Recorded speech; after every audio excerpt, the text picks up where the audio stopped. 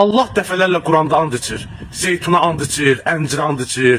And olsun zeytuna, and olsun əncirə, küləyə and içir, gecəyə and içir, səhərə and içir, dağa and içir və s. Burada sual doğurur. Yeri, göyü, kainatı yaradan bu Allah niyə bu qədər and içir? Və yaxud da yeri, göyü, kainatı yaradan Allah öz yaratdıqlarına niyə and içir? Allah'ın salamı olsun değerli müsəlmanlarımıza. Deməli bu Əbu Ləhəbin nəvəsi deyir ki, Allah Teala Quranda niyə and içir? Mən səni başa salım elə Quran ayəsinə. Hələ bilmirəm and içmək nəyə deyilir. Tur surəsi 1-ci ayə. And olsun dağa. 1-ci ayəni oxurum, sonra səni lori dilcə başa salarım. And olsun dağa. And olsun yazılmış kitaba. Nazik dəri üzərində olan kitaba. And olsun Beytul Məmura. And olsun yüksək tavana. And olsun alovlanan dənizə. Rəbbinin əzabı hökmən vaqe olacaqdır. Deməli burada and olsun dağa deyir. Əmin ol dağa. İnan ki dağa. Əmin ol dağa. Yəni gözlə gördüyün şeylərə Allah Teala sənə əmin eləyir. Deyir əmin ol o dağa.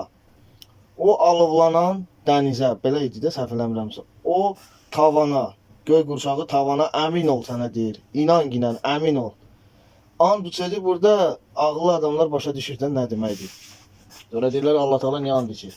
Allah Teala and içmir. Allah Teala səni əmin eləyir. Əmin ol o dağa. Bax ayənin sonrasına bax. Rəbbin əzabı hökmən vaqe olacaqdır. Heç nə onun qarşısını ala bilməz. O gün göy şiddətlə sarsılacaq. Bax cavab bax baba buradadır. Dağlar da hərəkətə gələcəkdir. Dağlar da hərəkətə gələcəkdir. Yuxarıda nə deyirdi ayədə? 1-ci ayədə nə dedi? And olsun o dağa. Gözlə görmüşdün o dağı. Allah Teala deyir. Həmin günü dağlar da hərəkətə gələcəkdir. Əmin ol o dağa. Həminki günü dağlar da hərəkətə gələcəkdir. Başa düşdün indi? And olsun burada nə məna verir? Çətin sizin kimlər başa düşdünüz?